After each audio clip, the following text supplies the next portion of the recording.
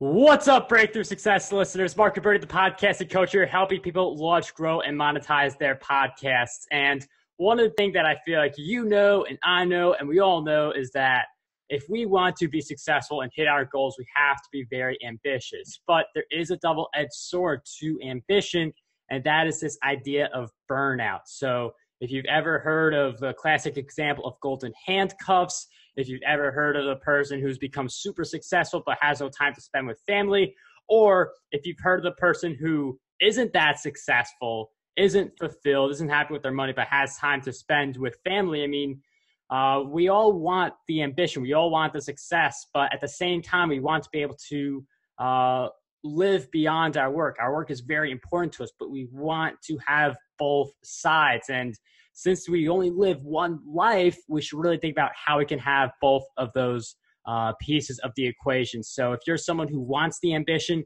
and you want to avoid burnout and you want to live a happy, fulfilled life, this is the episode for you.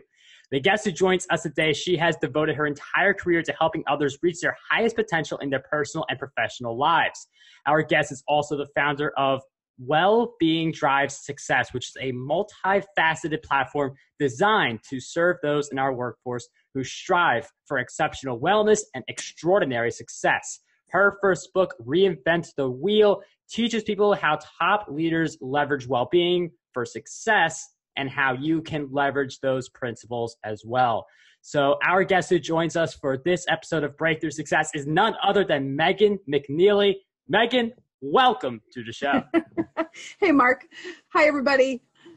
It's great to be here. Thank you so much. I think this is such an important topic. I'm so glad you're featuring this. Excellent. Megan, I'm so happy to have you on Breakthrough Success. I feel like this is such a big topic because there are people who, it's different with the web and stuff because now you can work wherever you are. Like you could, like podcasting. I could podcast 24/7. Anytime that I feel like podcasting, I could just go to the mic. So it's amazing in the sense we could keep working, but at that same time, that privilege, if we overuse it and we don't really think about at a subconscious level how we're living the rest of our lives, it could be really bad. So can you talk a little bit with us, like how you first realized, like, hey, something's not making sense here, and what's your solution to what you refer to as this breakneck culture? Oh, excellent. So I have, from the very beginning of my career, I noticed and fell into a trap. There's a trap out in our culture that success should come first. That should be primary. And then well-being will come later when you have the time or money to handle it, when you have the time to pay attention to it. I fell right into that trap. I was working 10 hours a day at my career. I'm sure a lot of your listeners can relate. And there is this culture of hustle. Until you're successful, you don't deserve to relax. You need to show up powerfully, keep it going. And when you cross that moment of terrific, success, then you can reap the rewards of a relaxation afternoon. So what I learned the hard way is that can be crushing to yourself. There is a tightrope, as you and I were talking about, between stress and striving. And, we're striving, I was getting, title upon title. I was earning award after award at my career. Simultaneously, I was starting to break down behind the scenes. I started to, in my personal life, the first disease I was diagnosed with was rheumatoid arthritis. For those of you who are listening who don't know what that is, that's an autoimmune disease where you have a condition where your body's attacking itself. That was the first signal. I didn't realize, I started a hero's journey right then. I thought, I've got to shore this up. I mean, within a week, my hands doubled in size because of the swelling. I suddenly couldn't put on my shoes. I was a really, really good tennis player. Right before that, I was offered a side hustle as a pro at a tennis club across the street, and I suddenly couldn't even hold a racket. I mean, for listeners listening, it was so bad that for 2 years, I couldn't even hold a pen in my hands. Like I couldn't move my fingers. So I had to memorize everything clients said to me. So to say that it got my attention, Mark, is an understatement. What I didn't realize, though, is that one disease had quite a bit of momentum. And I was soon diagnosed after that with chronic kidney disease, which is also an autoimmune condition. And then after that, kidney cancer. So, I mean, clearly that is crazy horrible. Most people don't experience such a dramatic wake-up call, but there may be other things that happen to people that are little signals that your body gives you. You're starting to get these headaches, or you're exhausted all the time. You know, you're suddenly needing coffee to jack yourself up. And so when I started my hero's quest to kind of turn around those illnesses, you know, I had the situation that many of your listeners might have as well, which is I couldn't quit. I was a single mom at the time, and I still am. And I just felt like, wow, I put in all this work. I can't quit and go do a yoga retreat. I've heard of people who do that and heal themselves, but is there any way I could keep working? I could preserve the legacy of what I've created and then get better. So I created this wheel to help my health, and it ended up working perfectly. Jump forward, and I don't suffer from any of those diseases anymore. But one of the most unusual things I learned, Mark, in my journey, I thought that my well-being, project would derail my career. I thought for sure that behind the scenes, while I'm, juicing green drinks and getting all this sleep and trying to save my own life, I thought my career would go down the tubes because I thought it would be very time consuming. And the opposite happened. In 2010, which was like my worst health storm, between 2010 and 2018, every year was a record year for me, and I quadrupled my income. And so I just did not expect that to happen. What I learned, and which is a total fallacy, is, some people think that well-being will hurt success at work. It's like you have to have either or. People don't realize that actually well-being drives success. And I wondered if I was the only one who knew this, if it's just me. And I decided, you know what, I'll start asking CEOs. I'll start finding out, is there anybody else who knows that well-being actually drives success, that it can be leveraged for power at work? And I started interviewing every entrepreneur I had heard through the grapevine really embodies well-being. And I wanted to hear what they were doing behind the scenes. And I got this entire book is filled with people's stories of what they're doing outside of work so that they can be better as an entrepreneur. It's so much fun. Yeah, I mean, interviewing people is really amazing. For anyone who hasn't tried it, I do recommend doing this because conversations like these are really fun. And in Megan's, in this interview, you've learned a bunch of things about Megan. You've heard about her journey, but this isn't someone who, there's some people who they've got a partner they can lean on when times are tough or something like that. And Megan's talking from the perspective of a single mom. And if she stops, the family household income goes to zero, while for other family situations out there, if you have a spouse or a significant other or some kind of partner, you have someone to carry some of that weight. But Megan did not have that. So remember, this is coming from someone who, she knows if she leaves the position or she stops, there's no more money coming in. So that I just want to emphasize that perspective. And I'm wondering, how did you get through that from the single mom perspective? Because it's one thing to, know that money's coming in, but it's like you want to do this transformation. You want to avoid the burnout, but if you cut back even slightly, you could be really in a bad place. Right. And so what was really interesting, Mark, is that, like most people who are, listening, who might be, or you who are going to start a well-being project, I started with the obvious things. I thought, I'm going to eat better, I'm going to sleep more, and I'm going to start exercising. And what was interesting, if I had healed myself doing that, I would have just stopped there and called it a day. That would have been great. And I would just been on my way and continuing. But I realized there's many layers of well-being. What I didn't have a choice, Mark. I thought, if I don't get well, I'm going to die, and then I'll leave my daughters without a parent. So there's nothing like that, to motivate somebody. But I also started to realize almost immediately, just with those first 3 elements, I have 18 elements I talk about, but those first 3 are like primary. It's what we all think of when we think of, oh, I'm going to get, kind of handle my well-being. That's where you first land, right? The most common things you think of. But I started to notice, even from those 3 things, how much better I did at my job. How much, so just this, let's just talk about the sleep, for instance.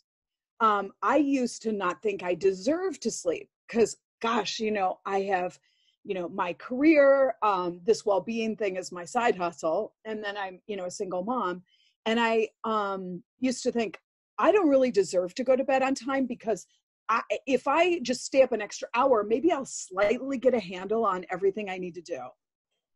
And a lot of people feel like that, like, there's just so much to do.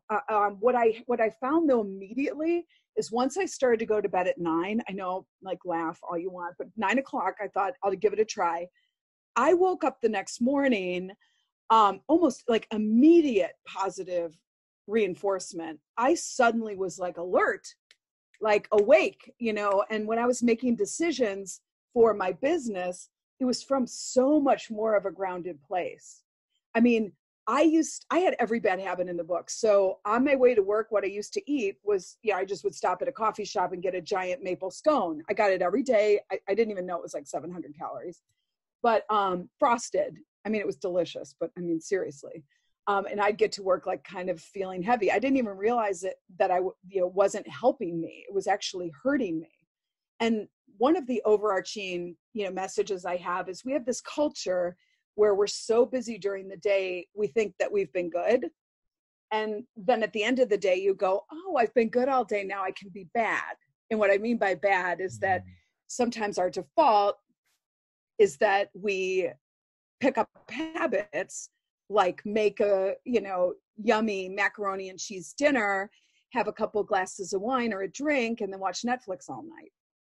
But for those of us who want to be the best in the world at what we do, those like I'm being bad habits bring you down. And I'll give you an example that's like super inspiring.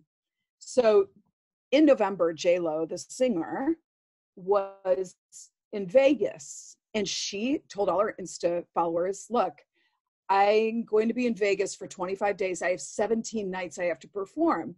And I'm really worried that she said, I don't want to go down, because that's like a ton of energy I need to perform at my best for 17 shows in such a short amount of time. So guess what her solution was? So fascinating. To exercise more. Exercise more.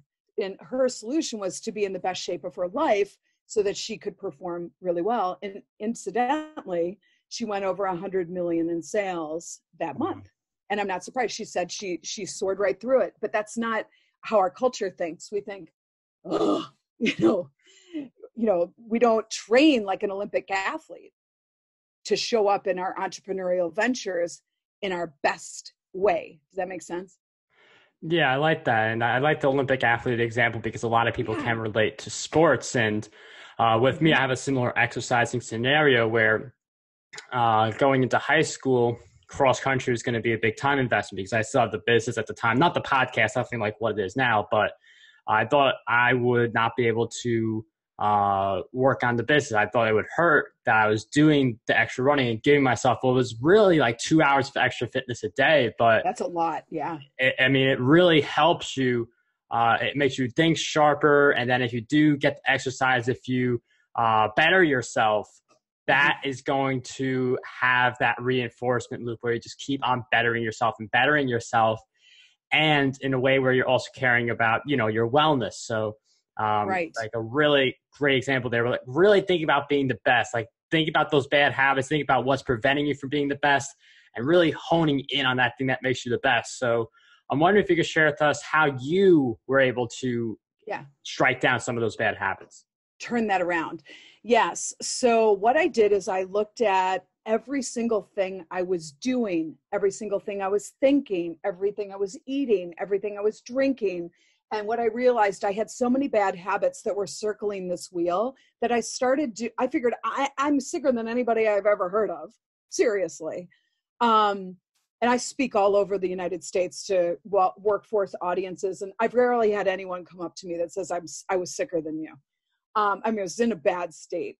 I realized that I had so many bad habits circling this body, mind, and spirit wheel that I started to just do the actionable opposite. I read every book I could think of that had to do with well-being. There was no central place that I could really tap into. There was no websites back at the time. And that's why I wrote this book. I mean, if I had had this book, I would have suffered. And, I really am committed to serving now. I mean, that's why I decided to do this project, is because I know there's, tons of people who behind the scenes are breaking down. They're not really sure what to do. And they have the mistaken thought that well-being will take too much time and it won't be leveraged. But what I'm so excited about. So I'll give you some examples. As far as like hydration, I never used to drink water. I know people laugh, but hey, I know there's a lot of people. I used to drink a Diet Coke for lunch. Seriously. I mean, I'll just tell you all my bad habits. I used to drink wine for dinner, like a couple glasses, because I deserved it, because I had done, I was so good all day. I used to stay up super late. I used to never eat vegetables. Like I used to consider pesto a vegetable. And I used to think in my mind, and maybe you can relate, that, it's just temporary. My little crap diet here is just temporary, but what would happen, Mark, is it just weeks went by and then weeks turned into years. And those kind of things can wear on your physical well-being. That's like, we've been talking just about body practices, but there was also a lot of mind things. So once I started to not feel well, I kept focusing on that. I had a focus issue. I would say, gosh, my hands hurt so bad. And then I'd think a bad thought. It would be like a little loop. I'd think, gosh, my hands hurt so bad. Oh, I wonder if I'm going to have rheumatoid arthritis forever. Oh, this is so incredibly stressful. And it was like a loop, so you had to completely reorient my thinking. I started to meditate where I never would ever have stopped before. I'm a person that is like naturally in motion. And that's like the hardest thing for me to do, is just be still. So I started thinking about ways I could relax, ways I could quiet my mind. And interestingly, the more I quieted my mind, even 10 minutes, the better ideas I got for business. Like I'd be sitting there just meditating, emptying my mind, and like an idea for my new business would go like right across my head. Like that's how I thought of the title for my book. I was just sitting there, like I wasn't thinking about the book, but it's so interesting that intuition can strike when we stop these habits that are like, go, go, go, go, go. You don't notice anything. Like, where have you gotten some of your great ideas? Have you been like in the middle of doing something, or is it more quiet? No. Or what about for you? It's always during a pause. I mean, one of the things that a guest said to me earlier is you either slow down to speed up or speed up to slow down. And in some cases, we do have to slow down to speed up. Say that again. Slow down to speed up, or speed up to slow down. Oh my God, I love that. I love it too. Yeah. That's fantastic. I've never heard it said like that, but it's not, that's why I'm so passionate about this topic, because it's not intuitive. As entrepreneurs, we think there's not enough time. If I don't get this done, I'm going to lose funding, or we won't be able to make payroll. I mean, there's only so much time in a day. I need to maximize every moment. But pulling back for a moment, you can kind of see, we were just talking about how you can see your month-long calendar when you look at it, from behind, like as a helicopter view. And I think that's the same way with our life. When we take a step back, that's what I started to journal a lot, just to kind of understand the truth of my life. And, another thing that's really unexpected that can be very good for people's well-being, especially entrepreneurs, guess what? What goes first when people get super busy is their hobby. And I know it sounds crazy, but when I interview very high-level people and I say, what's your hobby? And if they can't answer what it is, or they go, oh my God, what do you mean? And I said, what did you used to do when you were a kid that you loved and that you still do now? If they say, I don't do anything I used to love as a kid now, I know that they're not well. I can tell right away, because that if you have a spirit lifting hobby, let's say you were really good at, running when you were a kid, maybe you really loved track and field, right? You don't run now. I mean, that was something that lifted you when you were younger. I mean, and do you still run? You still Yeah, run? I still run. See, because you're successful. But I'm telling you, it's like clockwork when I hear that an executive, someone I was interviewing said, I used to dance. And I said, why don't you dance anymore? They're like, well, I'm not a kid anymore. I'm like, but you loved it, right? And they said, yes. And interestingly, that day they went and signed up for a hip hop class, called me back and said, I have never had so much fun. And people have a million excuses. Like they used to be a motocross, racer. Oh, I can't do that anymore. I'm not on the circuit. I'm like, you could go and observe it. You could be a spectator, and just have that infusion, that we've all felt of like, we love it. Like we love that. It was fun. And, that kind of well-being is really hard to describe, but I think people who are listening know what I mean. You know what I mean? It's just this joy and it's passion in it is like a vitamin. Yeah, I mean, I love how you bring the dancing up because that relates to I'm an icon of influence at the New Media Summit. That's they do the event twice a year. A bunch of podcasters come up, a bunch of attendees get to be on other shows. But one of the things I did for the most recent one was anytime dancing was going on, I went on the dance floor. Now, I'm no dancer, but I did go on the dance floor. So to your point about the dancing, some people say like, oh, I danced in the past, but now I can't do it now. Or you see runners, for instance, like if you could break 5 in the mile, for instance, and then, you stop running for a while and now you're like, oh, I don't want to run the mile because I don't want to not break 5 or something like that. Whatever you it got may a standard, we all were better when we were younger, right? Yeah. I mean, exactly. And I think it's really interesting. See, a lot of us think that we don't have time for that. Recess is over. We're not kids anymore. And we have such a negative attitude. But those things brought us joy, whether it was, gardening or whatever that hobby is. But also, too, hobbies. And, I did a lot of research on this amazing book called Flow. That was a runaway bestseller a couple of years ago. And I quoted it in the book. And the Csikszentmihalyi is the author, but the book Flow talks about how when we take our great brain, the amazing brain that you have for your entrepreneurial business, and you set that brain doing a hobby, it's using it and it's challenging, and you're at like a threshold where you experience flow.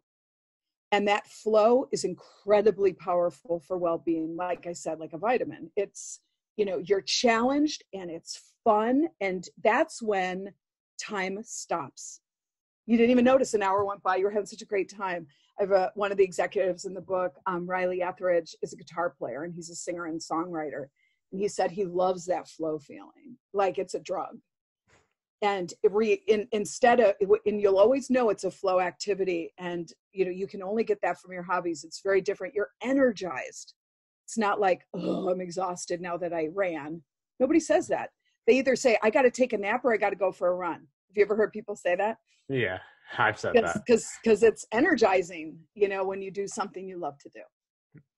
Yes, I mean, that's a really great point. I mean, flow, like that's definitely comes to stuff that we love. Hobbies are really important. And meditation was another thing you mentioned. Now, I know in Megan's book, Reinvent the Wheel, which for people in the video, there it is. For people listening, you could get it on Amazon. But like, what would you say are some of the other habits and things like that you saw these big time CEOs have in common? Yeah.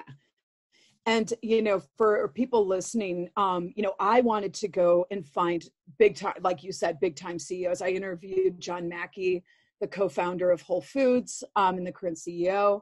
I interviewed Yannick Silver, who is the founder of Maverick 1000. I interviewed Cara Golden, who's the founder of Hint Water, doing $100 million in revenue with her company. She's here in San Francisco.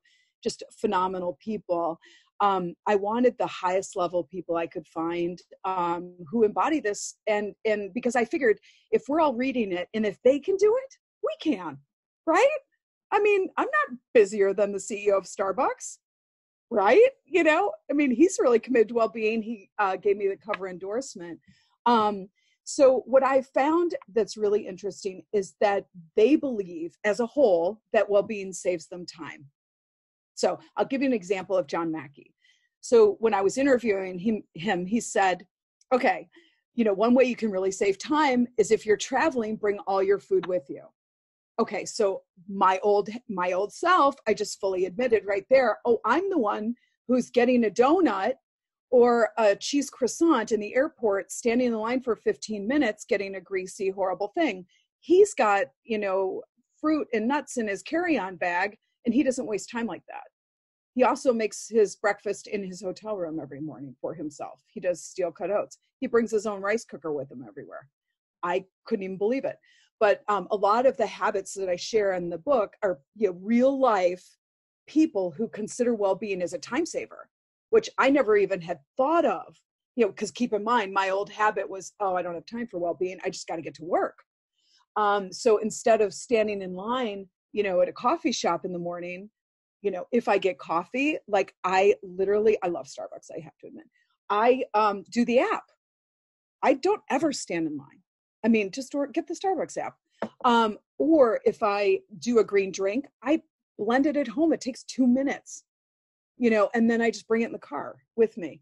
Some of the other things that people mention that save them time is like Cara Golden for the hint water. She has water always near her, you know, so if you have a healthy habit and you have a full stock in her company, they have fridges filled with hint water right there. So everybody's hydrated on her stuff. And I realized if I have a special green tea that I like to bring, when I saw you last week in New York, I had a whole bag of, you know, my favorite green tea because, you know, when I go to a catered place where there's going to be catered food, you never know. And like, they don't have great organic tea. So I bring my tea with me, or make sure that I have water in a water bottle, you know, that's ready to go. So I don't reach for a soda. I don't drink soda anymore, but like if, you know, you try to avoid temptation of stuff that'll bring you down. And I love the idea of bringing the food with you. That is something my family also does. And you can use Whole Foods also. They now have a thing where you can get the food straight to your door. So, I mean, I've done that. Used it for San Diego, first time ever. And we're just going to keep using it because it's something that makes sense. Instead of going to the physical store, you get the food delivered to you. So that's right. Another thing I want to add. That I've done that. And I think that's amazing. And you can just do it right from your computer on Amazon. Yeah. Like is that how you did it? You ordered it through Amazon. Yeah. Right.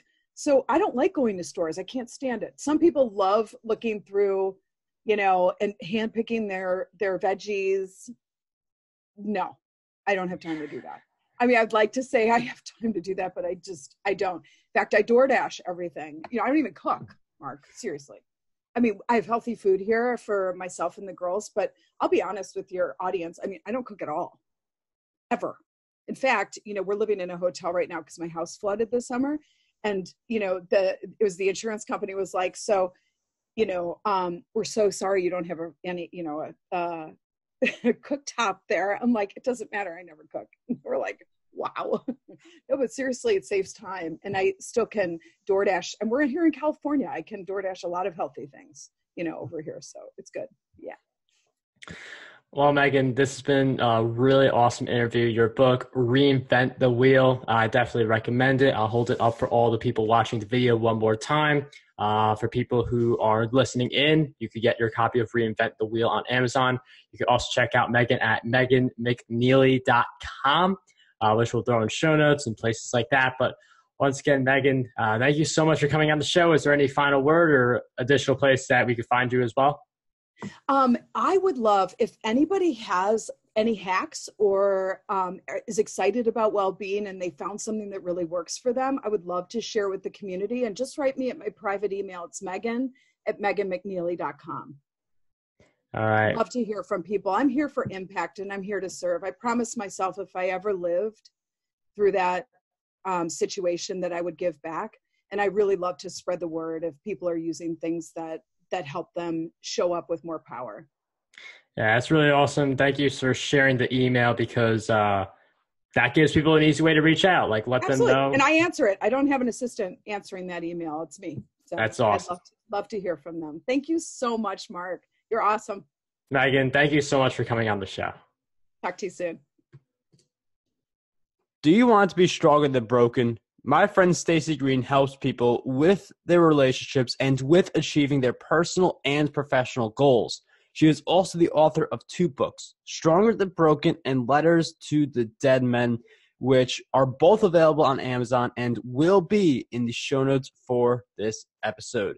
Anyways, thank you guys for taking the time to join us on this episode of Breakthrough Success. I hope you guys enjoyed it.